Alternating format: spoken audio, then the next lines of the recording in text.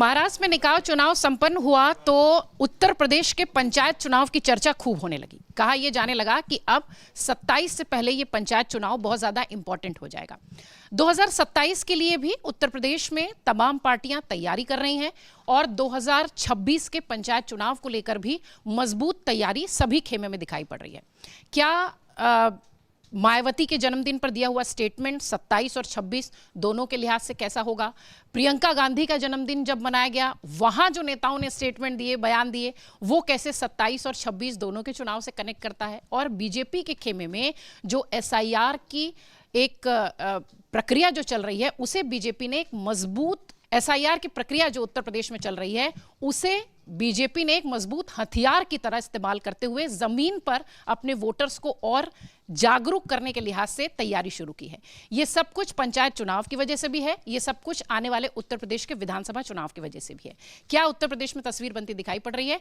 मेहमानों से आपका परिचय कराते हैं, उसके बाद फिर विश्लेषण को आगे बढ़ाते हैं। अनुराग वर्मा जी हमारे साथ हैं, पूर्णिमा त्रिपाठी जी हमारे साथ हैं, अजय सेतिया जी हमारे साथ हैं, राकेश शुक्ल जी हमारे साथ हैं, विनोद अग्निहोत्री जी हमारे साथ हैं और अमर उजाला डिजिटल के संपादक जयदीप कर्णिक जी भी हमारे साथ हैं। समाजवादी पार्टी की तैयारी, बीएसपी का जो मायावती का जो केक कटा, उसके बाद उन्होंने कहा कि ब्राह्मण सिर्फ लिट्टी चोखा खाने के लिए नहीं है। एक बड़ा मैसेज उन्होंने भी देने की कोशिश की। समाजवादी पार्टी अखिलेश यादव लगातार कह रहे हैं कि बहुत ज़्यादा सजग रहने की ज़रूरत है और खासतौर से जब महाराष्ट्र के निकाय चुनाव के परिणाम आ गए तो उसके बावजूद भी ये पंचायत चुनाव और आने वाला विधानसभा चुनाव, कैसी तैयारी पार्टियों की आप देख रहे हैं? देखिए, अगर पार्टियों की तैयारी की बात करी जाए तो जो बीजेपी के अलावा बाकी जितनी भी पार्टियां हैं, जो उनकी राजनीति की स्टाइल ये है कि वो चुनाव से 3 महीने 4 महीने पहले जगते हैं। इंडिया गठबंधन को फिर से जगाने की कोशिश की जाती है। 2 महीने इंडिया गठबंधन पे चर्चा होती है कि बन रहा है या नहीं बन रहा है, बन रहा है तो कैसे बन रहा है, नहीं बन रहा है तो कैसे नहीं बन रहा है। चुनाव के 1 महीने पहले पता चलता है कि जी नहीं बन रहा है। उसके बाद फिर अगर कुछ गठबंधन 1-2 पार्टियों का इक्का दुक्का इधर उधर हो गया तो हो गया, नहीं तो सब पार्टियां अपने हिसाब से अपनी अपनी ढपली, अपना अपना राग बजा रही होती हैं। तो उसका नतीजा क्या होता है कि जितनी भी बची है थोड़ी बहुत सर, तो वो बजा रही होती हैं और उसके जो चुनाव के नतीजे आते हैं उसके बाद फिर वोट चोरी हो गई, आपके संविधान पे हमला हो गया, उस तरह की बातें होती हैं। तो अगर आप देखिएगा तो चुनाव जो की तैयारी, जो चुनाव लड़ रही होती है वो सिर्फ भाजपा लड़ रही होती है। बाकी लोग सिर्फ अपने आप को लोकतंत्र में बने रहने के लिए कुछ एक्सरसाइज कर रहे होते हैं, कुछ इधर उधर कर रहे होते हैं।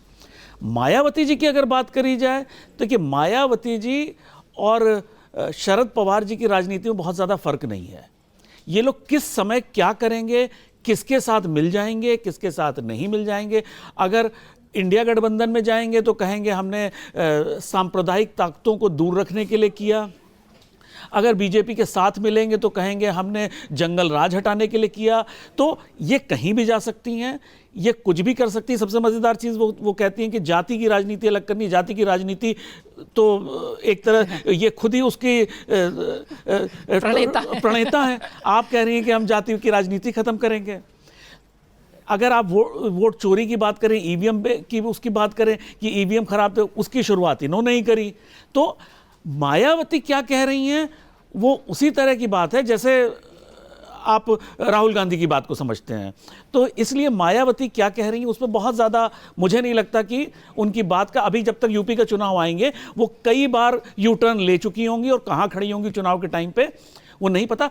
और सबसे बड़ी चीज़ ये, वो अपना खुद राजनीतिक अपना अस्तित्व तलाश रही। पिछले बहुत सालों से वो राजनीति में अपने ही वोटर को नहीं रिझा पा रही हैं। अपना जो उनका ट्रेडिशनल वोटर है उसी के, वही उनके साथ छोड़ के जा रहा है, तो वो नया कहां से लाएंगी?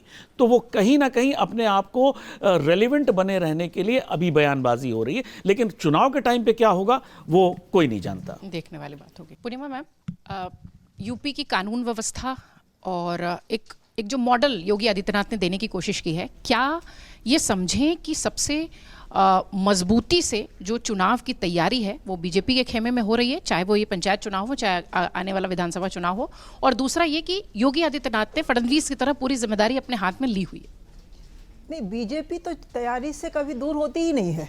उसका तो वो परपेचुअल एक्सरसाइज है। बाकी पार्टियों की तरह, जैसे अनुराग जी ने कहा कि 3-4 महीने पहले जगती हैं, कई पार्टियां तो 3-4 महीने पहले भी नहीं जगती हैं, वो ऐन चुनाव के वोटिंग के दिन जगती हैं। तो बीजेपी लेकिन सालों भर एक अच्छे विद्यार्थी की तरह वो तैयारी में लगी रहती है, और जब एग्ज़ाम आता है तो मन से एग्ज़ाम भी देती है, इसमें कोई शक नहीं है। और जो भी आज की डेट में यूपी में योगी जी कर रहे हैं, जो उनके भाषण आप सुन लीजिए, वो बाहर भी कहीं जाके कोई भाषण देते हैं तो नज़र उनकी यूपी के ही अपने वोटर पे होती है। हमने बिहार में भी ये देखा था, और बाकी जगह भी जहाँ भी वो बोलते हैं, जिस फोरम में भी बोलते हैं, वो अपने यूपी के वोटर को ही साधने की कोशिश करते दिखाई देते हैं, इसमें कहीं कोई शक नहीं है। SIR के माध्यम से बीजेपी ने ऑलरेडी अपने ग्रास रूट जो वर्कर हैं उनको मोबिलाइज किया हुआ है, सब लगे हुए हैं, तो उसको लेकर के भी एक उत्साह तो कार्यकर्ताओं में बना रहता ही है। यूपी में जो आज की स्थिति है, योगी आदित्यनाथ का जो हिंदुत्व प्लस जो विकास का मॉडल है, विकास के मामले में योगी आदित्यनाथ को कई श्रेय दिए जा सकते हैं। कई सारे रोड प्रोजेक्ट्स हैं, एयरपोर्ट का काम जिस तरीके से वो खुद मॉनिटर करके करवा रहे हैं, तो ये सारा कुछ उनके फेवर में जाता दिखाई दे रहा है। लॉ एंड ऑर्डर भी यूपी में योगी आदित्यनाथ के आने के बाद से सुधार जरूर हुआ है। हाँ, इतना बड़ा स्टेट है कि उसमें बिल्कुल ये जीरो हो जाए ऐसा तो नहीं होता है, लेकिन ओवरऑल जो एक लोगों के मन में सिक्योरिटी की फीलिंग होनी चाहिए, वो थोड़ी बढ़ी जरूर है, इसमें कहीं कोई शक नहीं है। बीजेपी तो इसलिए अब हर समय वो चुनाव के लिए तैयार दिखाई देती है।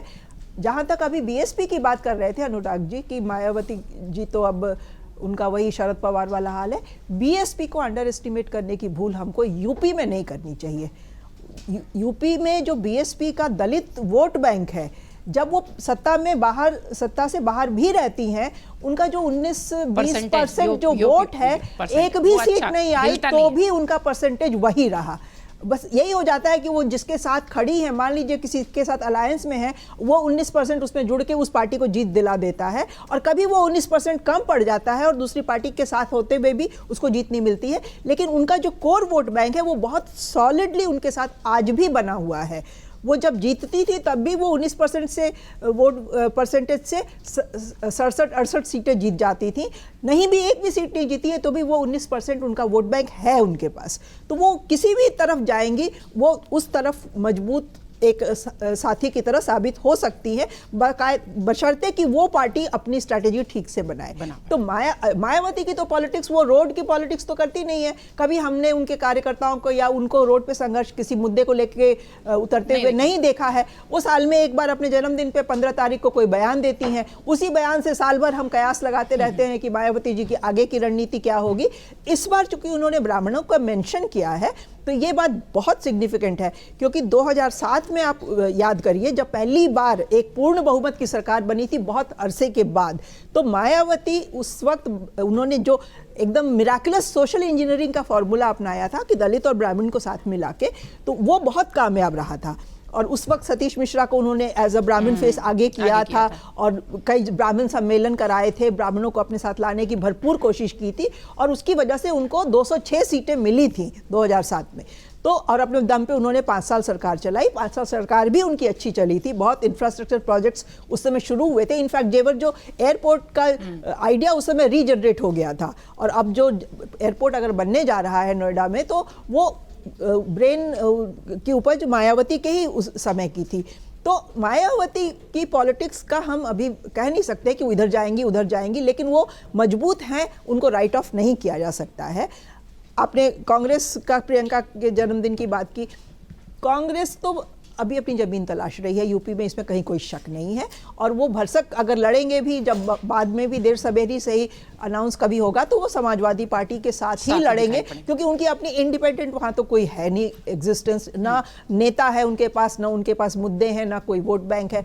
तो कांग्रेस क्या करेगी वो तो भगवान मालिक है। कांग्रेस का अभी फिलहाल समझ में नहीं आ रहा है, किसी मुद्दे को लेके वो जमीन पे लड़ते हुए दिखाई नहीं देते हैं, किसी मुद्दे पे मजबूती से आवाज उठाते नहीं दिखाई देते हैं। तो वो कैसे चाहते हैं कि लोग उनकी तरफ आकर्षित, तो मुझे नहीं समझ में आता है। लेकिन हाँ, ये है कि अब महाराष्ट्र का BMC चुनाव कंक्लूड हो गया है, तो अब नेक्स्ट चर्चा का विषय यूपी ही रहने वाला है, फिर चाहे वो पंचायत हो, चाहे वो आगे 27 तो बहुत दूर है अभी, लेकिन वो 27 के चुनाव के मद्देनजर ही वहाँ जो होगा वो होगा। राकेश सर, चर्चा का विषय तो पश्चिम बंगाल रहेगा। अमित शाह का वो स्टेटमेंट था, टीएमसी के किसी सांसद ने सदन में पूछा कि अरे योगी पर नहीं बोल रहे हैं, योगी पर नहीं बोल रहे हैं, तो उन्होंने बोला रिपीट वही रिपीट होंगे। तो योगी आदित्यनाथ को लेकर जिस तरीके की उन्होंने एक प्रशासनिक मॉडल यूपी में डिलीवर किया है कानून व्यवस्था को लेकर, महिला वोटर्स को लेकर, तो 27 की जो पूरी पटकथा लिखी जा रही है या जो तैयारी होगी वो पूरी योगी के ही इर्द गिर्द होगी, या योगी को फ्री हैंड जैसे फडणवीस को मिला है वैसे देंगे? नहीं, योगी के अलावा विकल्प क्या है भारतीय जनता पार्टी के पास?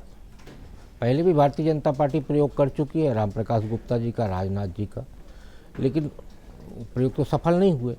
तो आज योगी जी को यदि फ्री हैंड नहीं किया जाएगा तो क्या भारतीय जनता पार्टी 2027 का विधानसभा चुनाव हारना स्वीकार कर पाएगी? क्योंकि 2027 का विधानसभा चुनाव यदि उत्तर प्रदेश भारतीय जनता पार्टी है तो उसको दो नुकसान होंगे। पहला कि नरेंद्र मोदी, देश के प्रधानमंत्री नरेंद्र मोदी पे डंट लगेगा उत्तर प्रदेश हारने का, और दूसरा जो 2027 में राष्ट्रपति का चुनाव होना है उसमें जिस तरीके से संख्या बल लोकसभा में कम है, उस संख्या बल को यदि अपग्रेड कोई कर सकता है तो उत्तर प्रदेश का विधानसभा चुनाव कर सकता है। इसलिए भारतीय जनता पार्टी के पास योगी जी के अलावा कोई विकल्प नहीं है। अब जब चुनाव की यदि हम बात करते हैं तो हमें 3 दल वहाँ पे चुनावी तैयारी बेहतर तरीके से करते हुए दिख रहे हैं। भारतीय जनता पार्टी SIR के मुद्दे पे भारतीय जनता पार्टी ने अपने करीब 1.5 लाख BLA लगाए हैं। समाजवादी पार्टी इसलिए निश्चिंत है क्योंकि उसने भी करीब 1,29,000 BLA लगाए हैं। बहुजन समाज पार्टी भी इसलिए अब दिखती लगी है क्योंकि उसने भी 1 लाख BLA लगाए हैं। लेकिन कांग्रेस ने 16,000 BLA लगाए। अब जब 16,000 BLA का आंकड़ा हमने देखा तो हम कहीं थोड़ा सा गिनती करें वाला कितनी सीटें आती हैं, तो 403 विधानसभा सीट वाले उत्तर प्रदेश में कांग्रेस 40 से 43 सीट की तैयारी करती हुई दिख रही। तो इससे ये अंदाज़ा लगता है कि कांग्रेस ये मान के चल रही है कि हमको समाजवादी पार्टी के साथ जाना है और अखिलेश यादव हमको 40 से 45 सीटों से बाहर देने वाले नहीं हैं। इसलिए कांग्रेस उतना ही फिगर लेके चल रही है। तो उत्तर प्रदेश का जो पूरा परिदृश्य है, उस परिदृश्य में क्योंकि अब उत्तर प्रदेश चुनाव दहलीज पे पहुंच चुका है, ऐसी स्थितियों में आप देखेंगे कि हर दिन कोई ना कोई एक नया इशू आएगा। दूसरी जो महत्वपूर्ण बात है अखिलेश यादव के स्टेटमेंट की, तो अखिलेश यादव जी को इस बात का देर से ही हुआ लेकिन ये इल्म हो चुका है कि हमें चुनाव लड़ने के लिए भारतीय जनता पार्टी की पद्धति को अपनाना होगा, यानी 24 घंटे हमको मूवमेंट में लगे रहना पड़ेगा। डेटा शब्द भी उन्होंने कहा कि डेटा जैसे वो काम करते हैं वैसे हमें डेटा पे काम करना जब आप मूवमेंट में रहेंगे यानी आप सक्रिय रहेंगे तो आपके पास डेटा आएगा, संपर्क आएगा, विश्वास बढ़ेगा, ये सारी चीज़ें होंगी। भारतीय जनता पार्टी के बारे में कहा जाता है कि एक चुनाव, जैसे आज चुनाव का रिजल्ट आया, जैसे नगर निगम चुनाव का रिजल्ट आ गया है महाराष्ट्र का, अब उसके बाद वो कल से फिर सक्रिय हो जाएंगे नए चुनाव को लेकर। तो वहाँ बैठने की कोई व्यवस्था नहीं है कि आप बैठिए कार्यकर्ता सुस्त होकर बैठ जाए, अब तो हम चुनाव जीत गए हैं। तो उस पद्धति को अपनाना पड़ेगा। दूसरा, भारत की राजनीति को भारतीय जनता पार्टी ने एक नई दिशा दी है और आज भारतीय जनता पार्टी के पिच पे आने के लिए अखिलेश भी मजबूर है और ममता बनर्जी भी मजबूर है।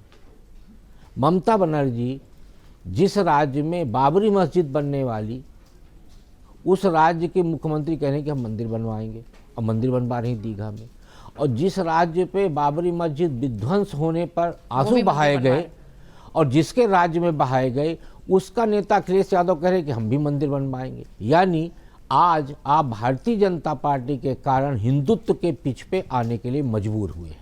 तो यदि उत्तर प्रदेश के चुनाव के परिदृश्य में आप देखें तो मुझे लगता है अब एक नई होड़ शुरू हो रही है कि हिंदुत्व के भीड़ पे हम भी शामिल हो जाएं, जिससे क्योंकि अब आप यादव और मुसलमान करके राजनीति करना आपके लिए कठिन लग रहा है, इसलिए अब आपके सामने भी हिंदुत्व के पिच पे आके खेलने की मजबूरी हो गई। एक चीज ऐड करूं, अभी जो मंदिर बनवाने की बात की शुक्ला सर ने, अखिलेश यादव केदारनाथ मंदिर का रेप्लिका बनवा रहे हैं यूपी में, बिल्कुल एग्जैक्ट रेप्लिका है केदारनाथ मंदिर का, और उधर ममता जी ने जगन्नाथपुरी का मंदिर बनवाया है और दोनों आंगन भी बनवाए। अजय सर, ममता जी दुर्गा दुर्गा आंगन बनवाएंगी। हाँ, योगी आदित्यनाथ को हम जो लोग उनको गोरखपुर से जानते हैं वो भी जानते हैं कि वो जैसे उस वक्त रहते थे, एक साधारण सी घड़ी, एक साधारण सैंडल, एक साधारण से कपड़े, वैसे ही अभी भी दिखाई पड़ रहे हैं। क्या बाकी विपक्षी पार्टियां इस बात को या इस तरह की छवि को तोड़ने के हिसाब से कोई काम कर पाएंगी इस चुनाव में या पंचायत चुनाव में भी? अब तो पंचायत चुनाव भी, अब जैसे महाराष्ट्र का चुनाव देखें तो ऐसा लग ही रहा है कि वो चुनाव भी बहुत इंपॉर्टेंट है, और चूंकि विधानसभा के पहले इसलिए और ज्यादा इंपॉर्टेंट होगा। योगी आदित्यनाथ, स्वाभाविक है। और महाराष्ट्र के चुनाव नतीजों के बाद, महानगर पालिकाओं के चुनाव नतीजे के बाद अखिलेश यादव का ये कहना उनके भीतर का भय है जो दर्शा रहे हैं वो, कि अगर भारतीय जनता पार्टी की तरह चुनाव रणनीति नहीं बनाई गई और चुनाव नहीं लड़ा गया तो नहीं जीत सकते। ये स्पष्ट उनका अर्थ यही निकलता है। भारतीय जनता पार्टी का मुकाबला समाजवादी पार्टी या कांग्रेस या कोई और पार्टी कैसे कर सकती है, ये सोचने वाला विषय है। क्या कर सकते हैं? क्या इन पार्टियों के पास इस प्रकार की कार्यकर्ताओं की मशीनरी है कि वे 24 घंटे सक्रिय रहें? हम देखते हैं कि कांग्रेस एक समय पूरी तैयारी करती थी। कांग्रेस के मुख्यालय में पूरे देश का डाटा रहता था, और अब तो ठीक है कि टेक्नीशियंस आ गए, वो डाटा रखते हैं, कंप्यूटर वाले, कंप्यूटर ऑपरेटर डाटा रखते हैं। इसके पहले आप देखिए तो प्रमोद महाजन और अरुण जेटली मुझे याद आते हैं, जिनके पास हर प्रदेश का डाटा रहता था कि किस कॉन्स्टिट्यूंसी में कहाँ कौन सा जाति प्रभावी ज़्यादा है और वहाँ पर कौन सा उम्मीदवार खोजा जाना चाहिए, किस तरह का उम्मीदवार खोजा जाना चाहिए। वो सारी चीज़ें क्या समाजवादी पार्टी उत्तर प्रदेश में कर पाएगी? जैसा कि अखिलेश यादव ने कहा, समाजवादी पार्टी के नेता कार्यकर्ता सिर्फ चुनाव में सक्रिय होते हैं। SIR में ठीक है, उन्होंने बहुत सारे अपने BLA अपॉइंट किए, बीजेपी ने किए, लेकिन आप देखिए कि क्या अखिलेश यादव ने SIR को लेकर के कोई ट्रेनिंग रखी, कोई मीटिंग की, कोई निर्देश दिए जैसा कि योगी आदित्यनाथ ने दिए? हालांकि योगी आदित्यनाथ उस मशीनरी का हिस्सा नहीं है, इसके बावजूद उन्होंने बैठक बुला करके ये कहा कि इतने वोट घट रहे हैं, इसको देखिए, ये शहरों में चले गए, गांवों में वोट घट रहे हैं। ये सारी चीज़ें, इन पर निगाह रखने की ऐसा विज़न भी होना चाहिए, और वो नेता के पास विज़न होना चाहिए। वो खुद अखिलेश यादव के पास क्या विज़न वो है, या मायावती के पास वो विज़न है? और जहाँ तक ब्राह्मण वोट का सवाल है, जो मायावती ने सवाल उठाया है, या PDA के माध्यम से कोशिश करके अपने आप को ब्राह्मणों के साथ जोड़ने की कोशिश अखिलेश यादव भी कर रहे हैं, तो ब्राह्मण अचानक से उत्तर प्रदेश में महत्वपूर्ण हो गया है। और ये कहा जा रहा है कि ब्राह्मण जो है वो भारतीय जनता पार्टी से नाराज है, और हो भी सकता है, लेकिन उस नाराजगी के बावजूद ब्राह्मण कहाँ जाएगा? क्या वह PDA की राजनीति करने वाले अखिलेश यादव के साथ जाएगा, या मायावती जो ब्राह्मणों के साथ, जैसा कि अभी पूर्णिमा जी ने बताया कि वह जब सत्ता में आई तो ब्राह्मण और दलित का गठबंधन करके आई, तो आप पीछे याद करिए, जवाहरलाल नेहरू से लेकर के इंदिरा गांधी तक और उसके बाद भी कांग्रेस हमेशा नेतृत्व ब्राह्मण का रहता था और दलित उसके साथ रहता था। हमेशा कांग्रेस की यही रणनीति हमेशा से रही है, ब्राह्मण दलित की राजनीति की है, लेकिन दलितों को उन्होंने ऊपर नहीं आने दिया। मायावती की राजनीति जिस प्रकार रही कि ब्राह्मण और दलित की राजनीति उन्होंने की और सत्ता हासिल की, उसके बाद ब्राह्मण उनसे छिटक गए, क्योंकि ब्राह्मणों के साथ वो न्याय नहीं हुआ जो होना चाहिए था। तो इसलिए मुझे ऐसा लगता है कि उत्तर प्रदेश का ब्राह्मण अल्टीमेटली कहाँ जाएगा? वो भाजपा के साथ जाएगा। तो इस प्रकार की जो राजनीति PDA की अखिलेश यादव कर रहे हैं, मुझे लगता है इस बार उसको नुकसान होगा उनको, क्योंकि विधानसभा में, लोकसभा में चुनाव में हमने देखा कि PDA का फायदा नहीं हुआ है अखिलेश यादव को। हिंदुत्व का नारा ज़्यादा चल गया, और अब वहाँ पर सामने अगर योगी आदित्यनाथ होंगे तो हिंदुत्व फिर से एकजुट होगा, दलित भी उनके साथ जाएगा, OBC भी उनके साथ जाएगा। और अब आप देखिए कि दलित, पूर्णिमा जी कह रही हैं कि दलित वोट उनके साथ है, दलित वोट में बहुत ज़्यादा ह्रास हुआ है। दलित वोट अब मायावती के साथ उतना उस ढंग से प्रतिबद्ध नहीं है जैसा पहले हुआ करता था। तो दलित वोट भारी संख्या में भारतीय जनता पार्टी के साथ गया है, OBC वोट भारी संख्या में भाजपा के साथ गया है। तो मैं समझता हूं कि अभी भी अपर हैंड जो है भाजपा का है, और योगी आदित्यनाथ का जो त्रिफार्मूला है, विकास भी, कानून व्यवस्था भी और हिंदुत्व भी, तो तीनों चीज़ें मिल रही हैं उत्तर प्रदेश में, जो वहाँ उतनी नहीं थी। महाराष्ट्र में उतनी नहीं थी जितनी उत्तर प्रदेश में है। तो ये एक प्लस पॉइंट तो अभी भाजपा के पास, योगी आदित्यनाथ के पास है। भी है। जिस तरीके से विपक्ष तैयारी कर रहा है, जिस तरीके से अखिलेश भी लगातार बात कर रहे हैं कि हमें, उन्होंने डेटा शब्द का इस्तेमाल किया। अखिलेश ने कहा कि हमें भी डेटा, बिंदु, वो सारी चीजें ध्यान करके करनी चाहिए जिनको भी जीतना है। वो स्टेटमेंट उनका ऐसा आया। तो अब जैसे हम हमेशा देख रहे हैं यूपी के दोनों लड़के, यूपी के दोनों नेता, ऐसी चर्चा हो रही थी। विधानसभा चुनाव में क्या यूपी के दोनों लड़के वर्सेस योगी जी का जो पूरी प्लानिंग है वो उसमें कुछ सफलता हासिल कर पाएंगे? पहली बात तो लड़के अब लड़के रहे नहीं, 55 साल के हो चुके हैं। वो 50 प्लस हो गए। अखिलेश भी 50 के आसपास ही होंगे अखिलेश जी, या शायद यूपी के 2 करोड़ हैं तो प्रौढ़ कह लीजिए। मैं देखिए, डेटा इंपॉर्टेंट है, लेकिन डेटा ही अगर इंपॉर्टेंट होता तो प्रशांत किशोर मुख्यमंत्री होते बिहार के, क्योंकि डेटा के सबसे बड़े मास्टर चैंपियन तो वही है, और उनकी हालत हमने देख ली बिहार के चुनाव में। डेटा एक हथियार है, लेकिन सिर्फ डेटा से ही युद्ध नहीं होता है, लड़ाई जीती जाती है, बहुत कुछ करना पड़ता है। रणनीति बनती है डेटा से। लेकिन डेटा के बस, ठीक, अखिलेश जी ये कह रहे हैं, इसलिए कह रहे हैं समाजवादी पार्टी जो कि डेटा वेटा पे ज़्यादा काम करती नहीं रही। पहले मुलायम सिंह जी के ज़माने में भी पार्टी एक, क्या कहते हैं, मास पार्टी थी कि भाई नेताजी निकल गए, पब्लिक निकल गई, उस तरह की पार्टी थी। तो इसलिए अखिलेश जी को अब लग रहा है डेटा इंपॉर्टेंट है, तो वो उस हिसाब से उनकी चिंता जायज़ है। और स्वाभाविक है कि वो नई पीढ़ी के नेता हैं और पढ़े लिखे हैं, बाहर भी पढ़े लिखे हैं, तो लेकिन थोड़ा वो डेटा चोरी की बात नहीं कर रहे हैं सर, वो डेटा मजबूत करने की बात कर रहे हैं, डेटा चोरी की बात नहीं। नहीं, चोरी की बात नहीं कर रहा हूँ, डेटा मजबूत की बात कर रहा हूँ, मैं डेटा की बात कर रहा हूँ। डेटा उन्होंने कहा कि डेटा चोरी किया, डेटा की बात कर रहा हूँ, डेटा मजबूत करने की, डेटा इकट्ठा करना, डेटा का एनालिसिस करना, सारी चीज़ें। लेकिन सबसे बड़ी चीज़ होती है रीच आउट करना।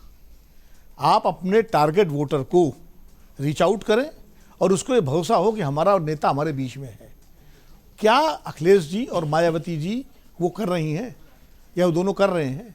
मायावती जी तो रीच आउट करती नहीं है, वो तो घर से निकलती नहीं है। एक रैली कभी लखनऊ में कर दी, उसमें 1-2 लाख लोग आ गए, चूंकि बीएसपी की उतनी ताकत तो है, तो जन्मदिन के दिन बस बात बाकी क्या कितने जिलों, न वो जिलों का दौरा करती हैं, न वो कार्यकर्ताओं से मिलती हैं।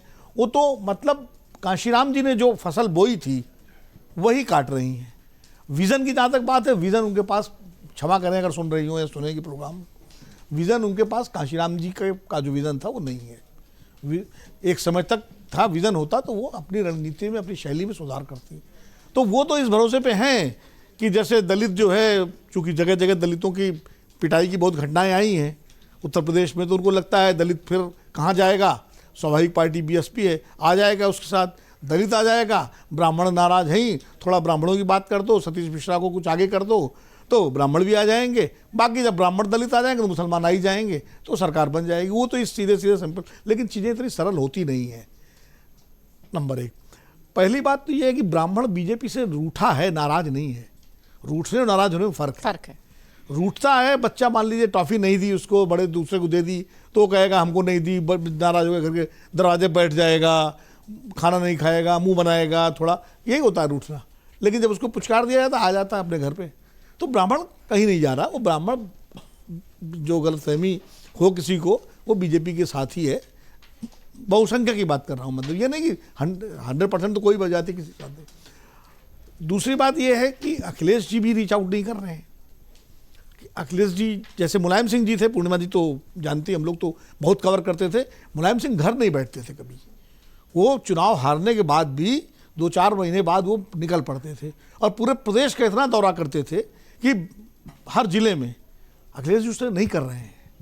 तो आपको ठीक है, लोकसभा में अच्छी सफलता मिल गई, उससे बहुत सारे कारण थे।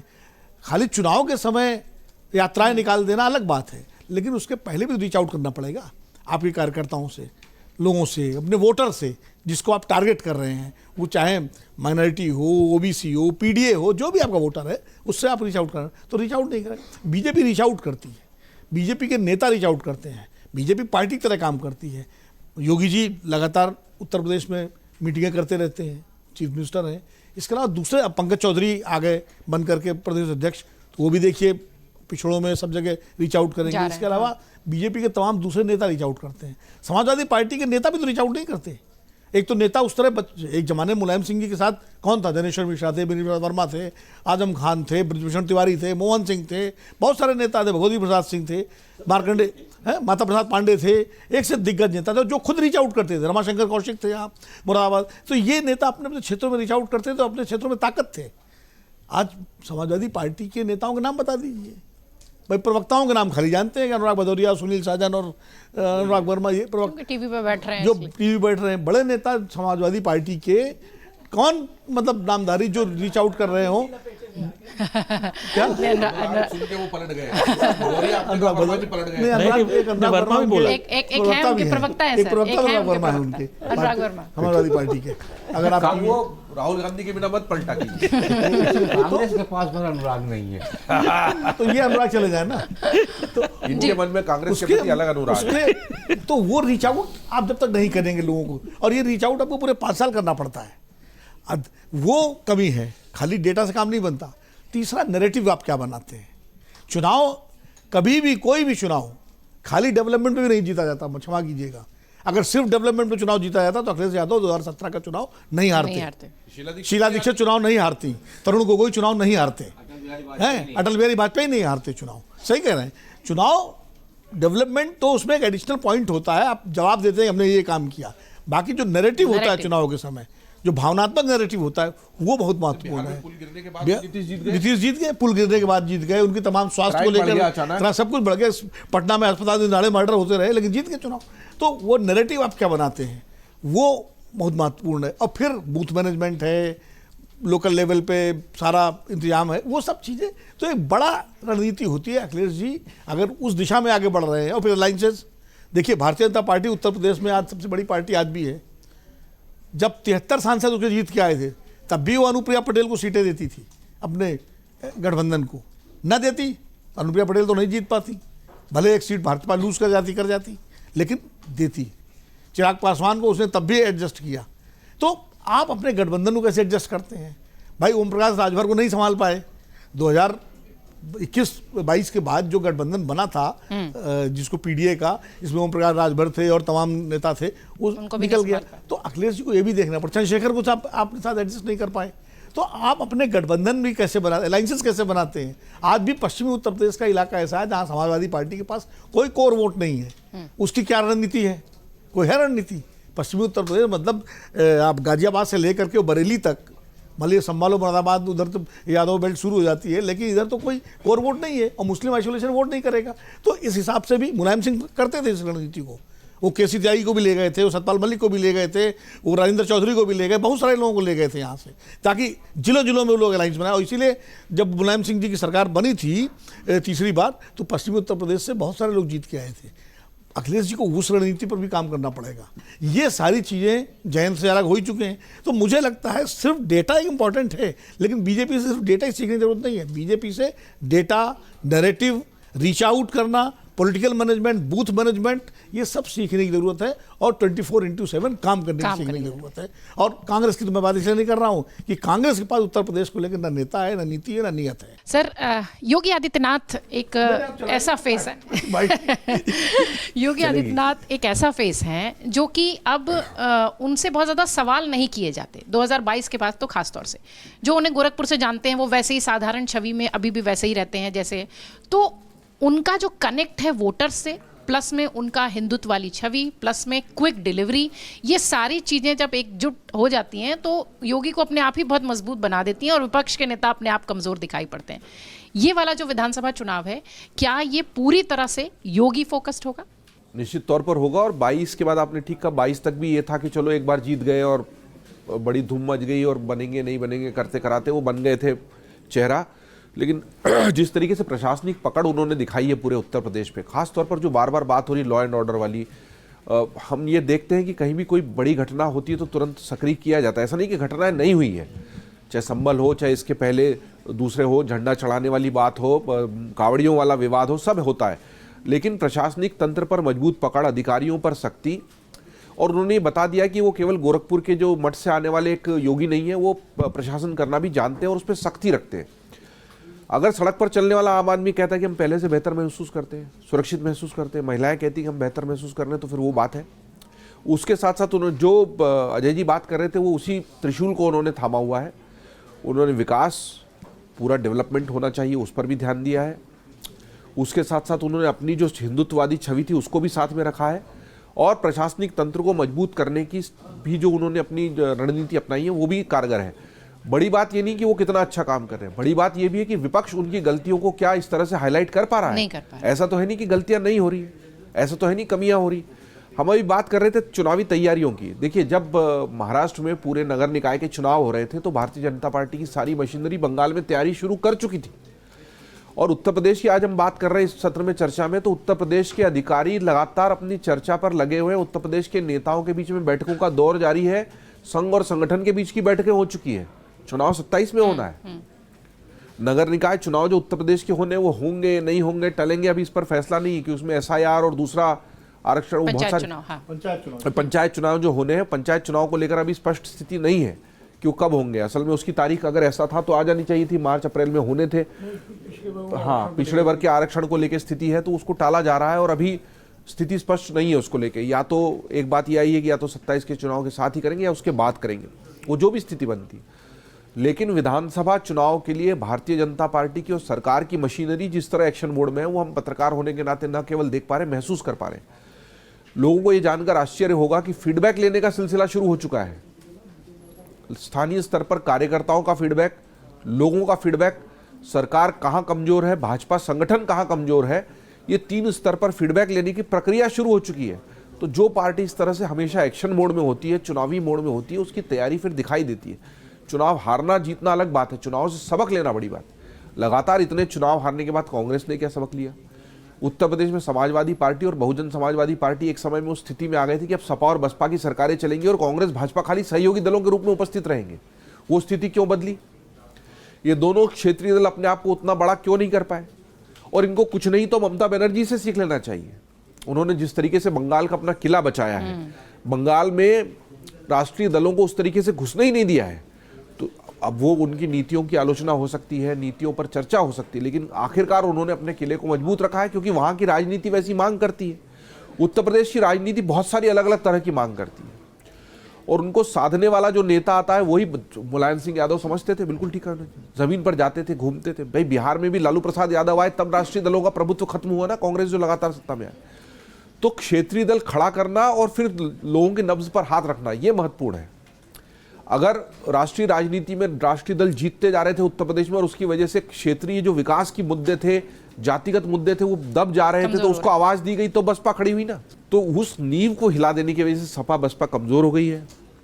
कांग्रेस से तो बहुत ज्यादा उम्मीद की नहीं जा सकती, और ये बात योगी आदित्यनाथ बखूबी समझते हैं। बड़ी बात यह है कि योगी आदित्यनाथ अपनी शैली में वैसे काम कर रहे हैं जहां पर उनको विपक्ष की कमजोरी का लाभ नहीं लेना है, बल्कि अपनी मजबूती को आगे बढ़ाना है। उत्तर प्रदेश में अगले साल विधानसभा चुनाव होने हैं, और उम्मीद है कि शायद इस साल पंचायत चुनाव भी हो। जिस तरीके से बीजेपी लगातार चुनावी मोड में है, अब महाराष्ट्र के निकाय चुनाव खत्म होने के बाद पूरा फोकस यूपी पर है। इस साल 5 अलग अलग राज्यों में भी चुनाव है, वहां की भी बीजेपी की तैयारी है। लेकिन उत्तर प्रदेश इसलिए चर्चा में है क्योंकि योगी आदित्यनाथ ने एक नया प्रशासनिक मॉडल, एक उदाहरण के रूप में देश को दिया है। लॉ एंड ऑर्डर की स्थिति सुधरी है, महिलाओं में भरोसा बढ़ा है। इस लिहाज से भी शायद योगी आदित्यनाथ ही मजबूती से उत्तर प्रदेश का पूरा चुनाव हैंडल करते हुए नजर आएंगे, फ्री हैंड के साथ। बहुत शुक्रिया खबरों खिलाड़ी देखने के लिए। तमाम मेहमानों का भी बहुत शुक्रिया। हर खबर की अपडेट आपको अमर उजाला पर मिलेगी। कमेंट बॉक्स खुला हुआ है, जरूर आइए।